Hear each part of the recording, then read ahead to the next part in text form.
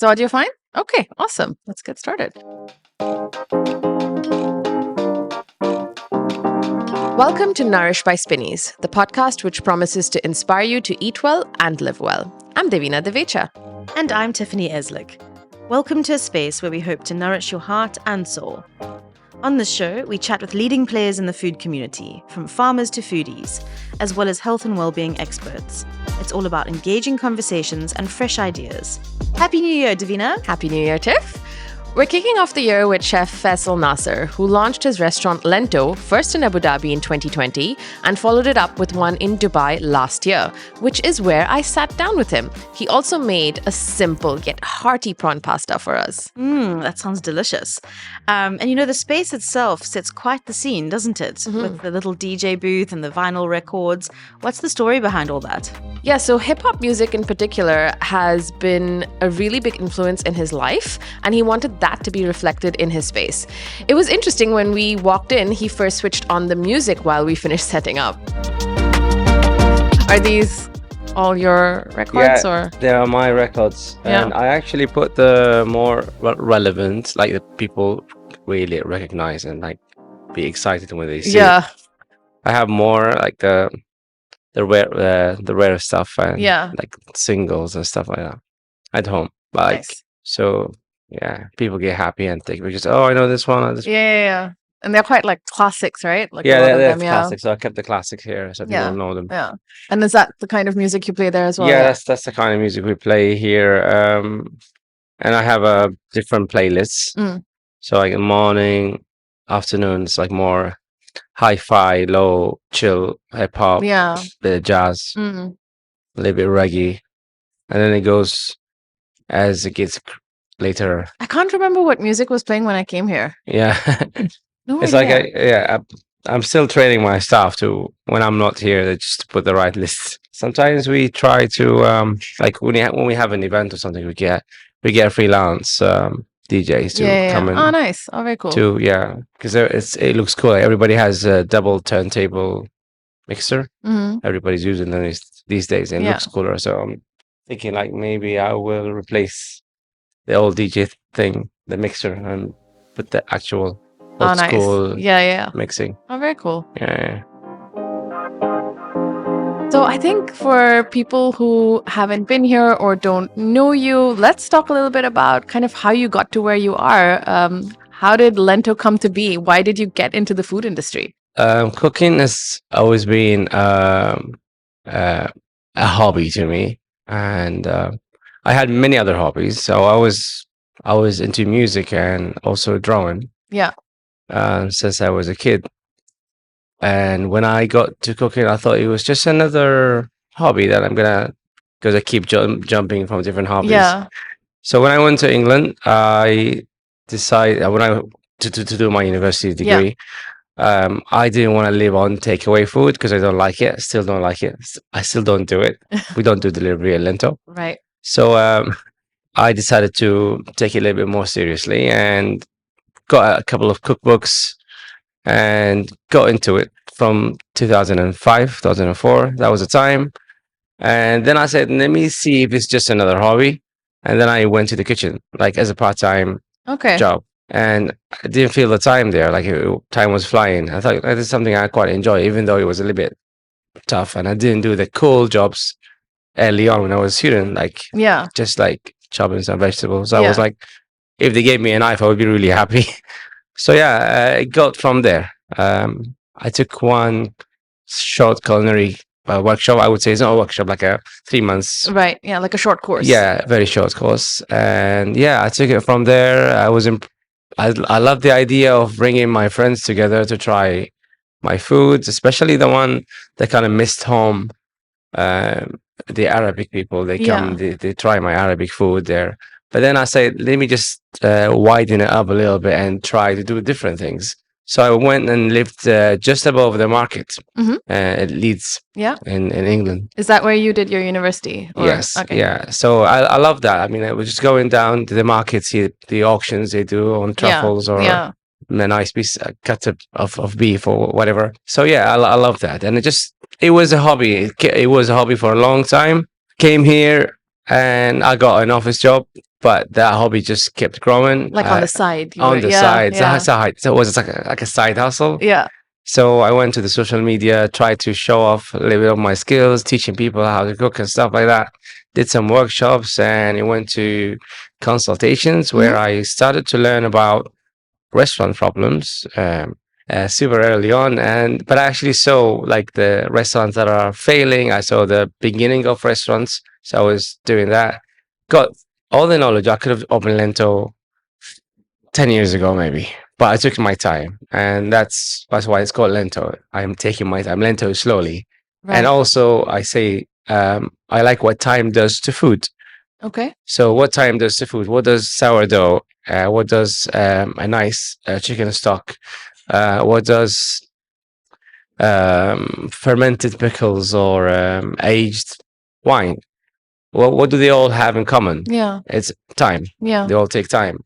Like when you say my grandma cooks the food better, like she takes her time to saute everything to get all the flavors. Yeah. Like not a quick and easy. I don't like the quick and easy thing. So I like what time does to food. And people think we are fast food, but we're not really. So Lento is like we take the time, we make everything from scratch here. The bread we bake in the house, we use a sourdough to make the bread. We mince the meat every day. Like you can see, if you walk into the kitchen now, you'll see them baking the bread. They're mincing the meat. We make the pickles. We do like fermented honey. We do fermented salsas and stuff like that. So we take the time to make amazing flavors. Yeah. Yeah. So when you said you got into food as a hobby, was that because, I don't know, you were inspired by something that you saw, or was it just, I don't know, how did you even start cooking? Yeah, maybe you don't see the connection. See, I told you from the start, like I like to draw, which is art. Yeah. When I went to England, I studied, and all my life I was doing science.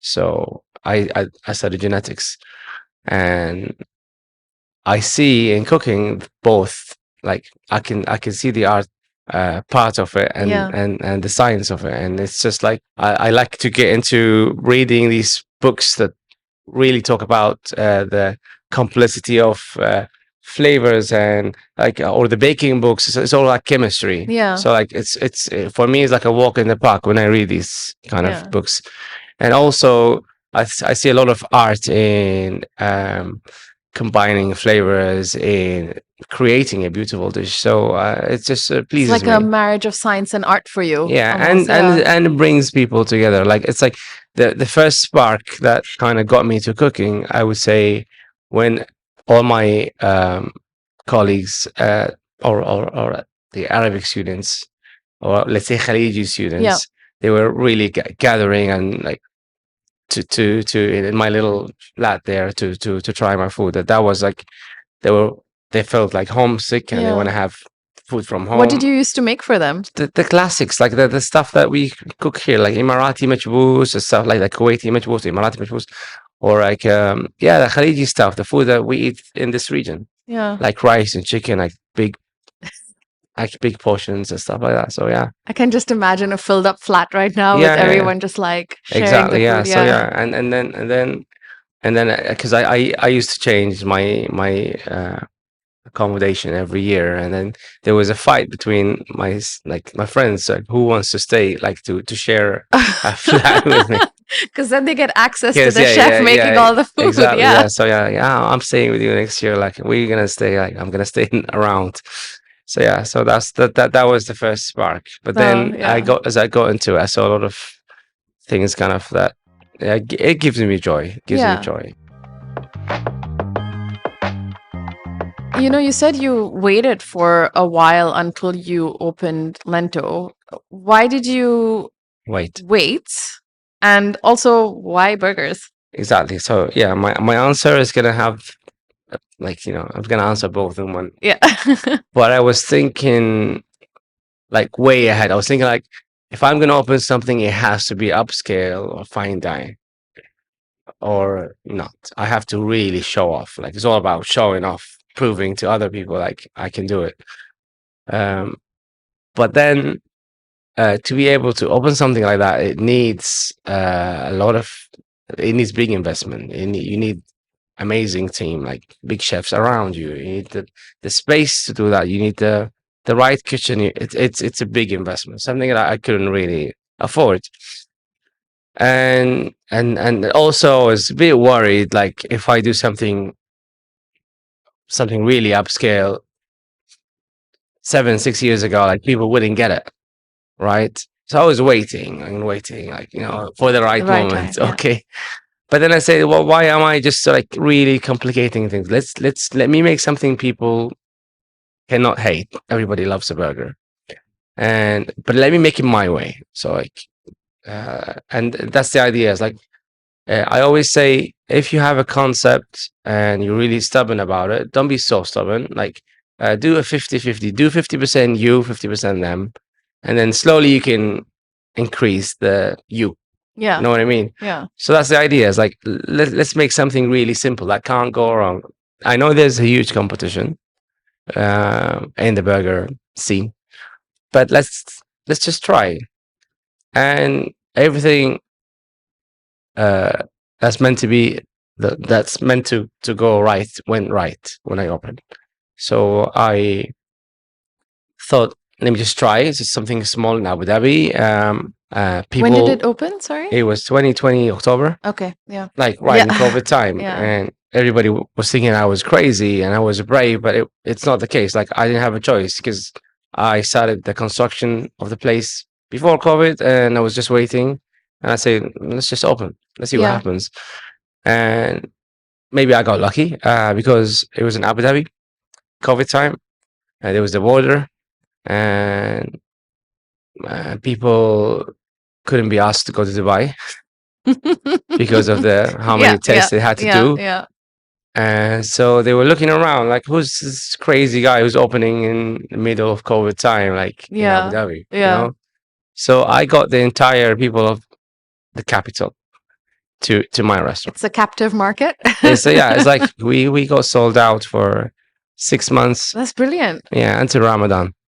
And people were thinking it was like a marketing tool, but it's not. It's like, because we are artisanal, we make everything from scratch, and I cannot order more. As this is my capacity, I can produce 350 buns a day. I mean, I started with a smaller oven, producing only 150, but it was like crazy. I was like, I open at 5 p.m. and 8 o'clock is sold out. So like, this is crazy. I shouldn't say this really. It was like a momentum. So I was like, let me change the oven. I can bake more. I changed the oven right away. 1 month after, we started to bake more, sell more. But then even after that, it still we sold out. Still, it was crazy until Ramadan. So yeah, and then it went to like the normal, like what we're expecting. So yeah, that was a thing. Also, at the time, I had my office job, but it was working from home. But I was working from Lento.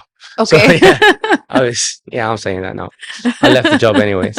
But yeah, so yeah, I was sitting there in a corner. Yeah, in the corner. Yeah, we were baking. The machine is on. I'm on a Zoom meeting, but like, yeah, I'm home, working from home, but I'm working from the kitchen. Like a really noisy home. Yeah. So that was the thing. I used work from home to focus on the restaurant more until it flew. It was, yeah, we made a big name, I believe.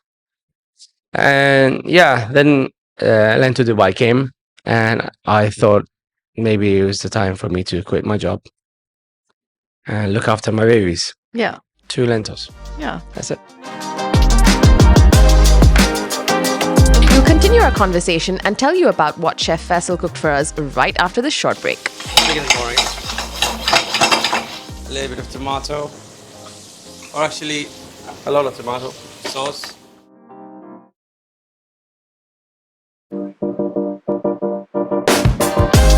Welcome back. I'm Devina Divecha, and you're listening to Nourished by Spinneys and my conversation with Chef Faisal Naser. Our interview with him is also featured in the January issue of Nourish, our magazine, so you can read about it there. So you mentioned how, you have to have more of you in the food. Can we talk a little bit about the food? Like, what makes these burgers or any of the dishes on the menu kind of your stamp? So yeah, why it's me is like, one of the messages I always say, also on my social media page, is like, I'm always encouraging people to make food from scratch and just to be as natural as possible. That's my approach all the time, and that's me. I could just get what everybody's getting, like those. I don't want to say the name, the buns, and same meat supplier, and then that's it. Just put the same cheese, same pickles from the same supplier, and like we're the same, it's different packaging, different marketing, and that's it. But that's not me. Me making the buns in the restaurant, using a sourdough starter, which is also good for you. That's me. One of my philosophies in cooking or food, it's like food has to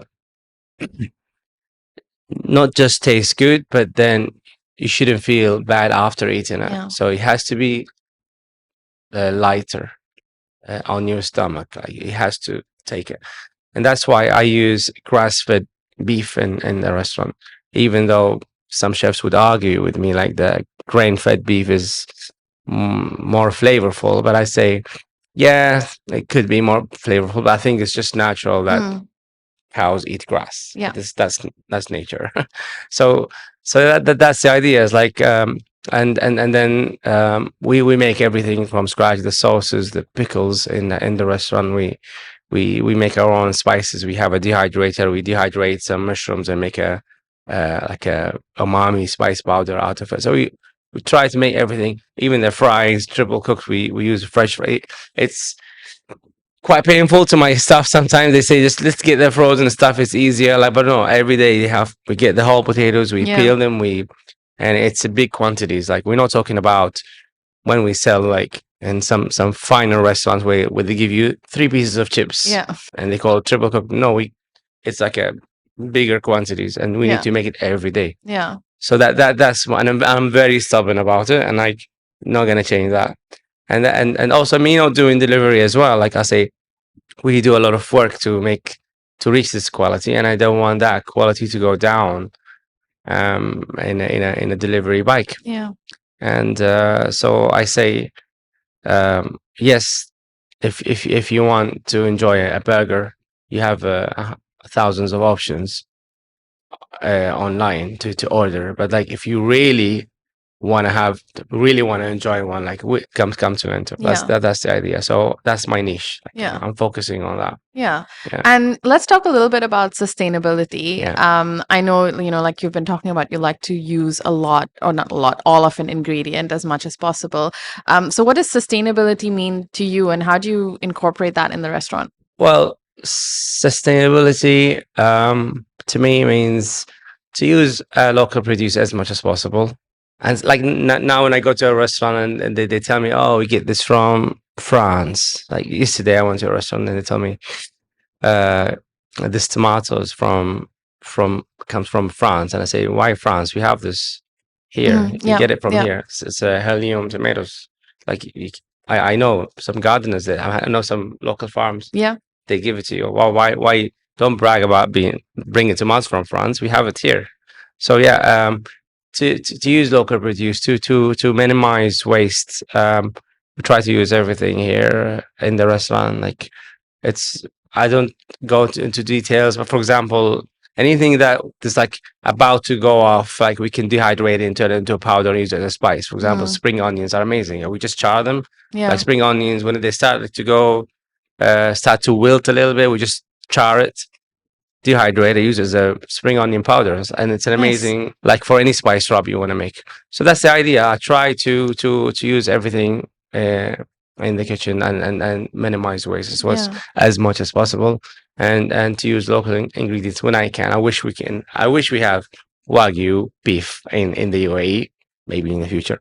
Yeah. But also like my chicken I use in the restaurant is it's locally farmed. I don't care about comfort or bought from somewhere. It's if it's local, if it's young, it's free range.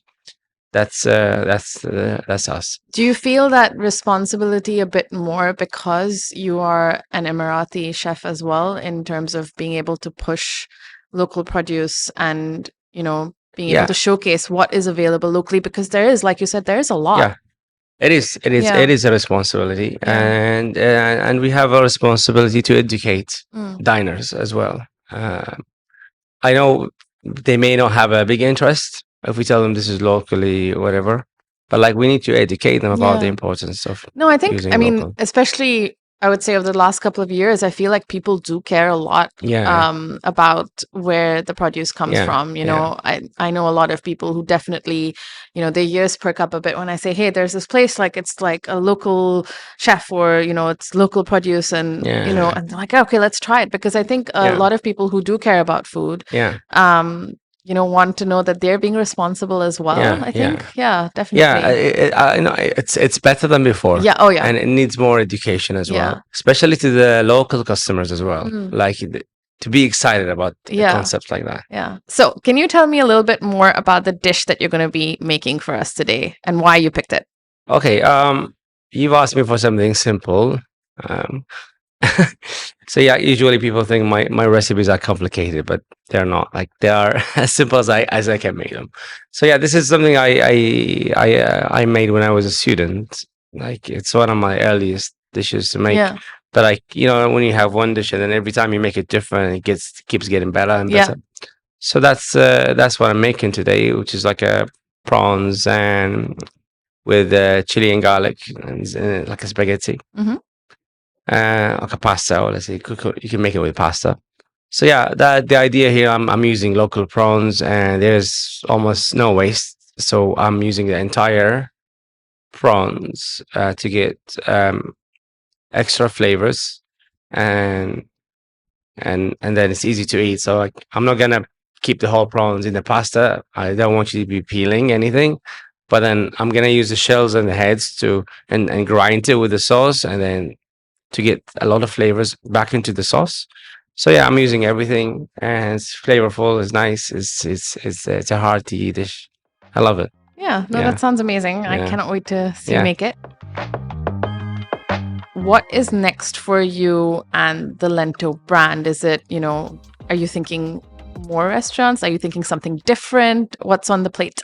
For Lento, as I said, like we are artisanal, so doing like 10 branches all over the UAE, it's not really artisanal. Yeah. So we're not planning to expand, but we have a plan to make other brands and other restaurants serving different things. At Lento also, as we settle a little bit more into the operation, we will be doing specials and pop-up dinners, even on a smaller scale. Mm. Collaborating with other chefs or other restaurants, or sometimes just me doing something completely different at Lento itself, because we are well equipped staff wise and machine the kitchen wise to do different things. Now we have already started to do like weekly specials. Now we have like this fish burger is coming like every Thursday. Fish just arrived now, and it's local, nothing frozen from outside. It's a local hammer grouper. Buy it as a whole, we fillet it and make it every Thursday. So yeah, we're gonna start to do maybe like tacos Tuesday. We can do. We're also planning like to do a secret pizza night, something like that. Yeah. So that's the idea. I want the restaurant to be more dynamic, and it's not like a place where it's just static menu of Mhm. 6 burgers or eight Yeah. burgers and screen and people eat and go. Yeah. But I want to create like a niche to Lento, like Lento loyals, and Yeah. they are aware of what we're doing, and they come and booked for our pop-ups. Nice. So yeah, including the music events and stuff like that. I was going to ask about the music as well, because got like a whole kind of wall of records behind you. Yeah. There's a DJ booth. Yeah. Let's talk a little bit about that, because you mentioned Yeah. music as well. We talked about that a bit. Of course, yeah. This kind of music kind of represents me. It's like I've always listened, like since then, like the early 90s. Yeah. From my older brothers. There's a lot of subjects they talk about, like the social justice and family, like and the intelligence of using lyrics and words, and sometimes like in some songs that they would use like stuff that related to the kitchen. Like I was like, how do they know? Like Yeah. they know so much Yeah. just to rhyme. And yeah, it really represents me. I love music, and it has all the elements I like in music. Like when they do the sampling, and to me, like sampling the like hip hop music is similar to cooking. Like they take different songs and Yeah. then they line it up and then they break it into a new beat, and then they hit it with those strong bars that Yeah. really means a lot. So yeah, it's I do listen to other kinds of music, but Yeah. like hip hop and jazz Yeah. and reggae is like so a little bit soul. Yeah. Do you have a favorite album from What's Behind You? I mean, they're all my favorite, but yeah, Lauryn Hill, Yeah. Miss, Education is obviously one, and Nas, Elmatic, obviously Blueprint, Jay-Z, yeah. Who else?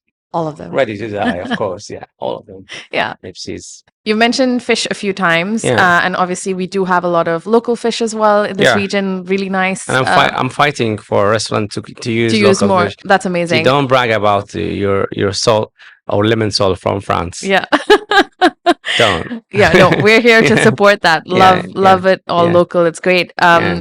Are you looking to work with fish a bit more than what it's you like- already? yeah, I'm working like kind of studying opening a fish concept in the future, and obviously I'm inspired by I'm an amazing chef, a young amazing chef from Australia. It's called Josh Niland. So this guy is the biggest example of being super sustainable and super zero waste. So his concept is like he uses the fish lips to tail, I would say. Yeah. Not even even everything. Yeah. So and he kind of dry aged fish, which is something quite unique. Yeah. And even the fish scales, he would like boil them somehow and dehydrate them and fry them Okay. Wow. to use them on like a sprinkle on something. So yeah, I've been studying this guy, reading his books, and just following what he's doing to be able to kind of replicate something not like him exactly, but like kind of inspired by the way he does.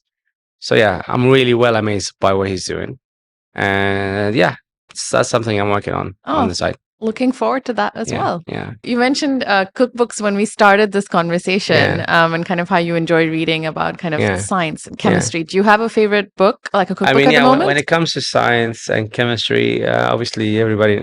I mean, if there are chefs listening, they know the modernist cuisine. It's a chain of books. I bought them all. Okay. Very expensive. So yeah, it's like and then you have to buy a set because like Okay. the details of one book is linked to the other one, so you have to buy the whole set. You can't say I'm just gonna buy the recipes book, but yeah, no for sale.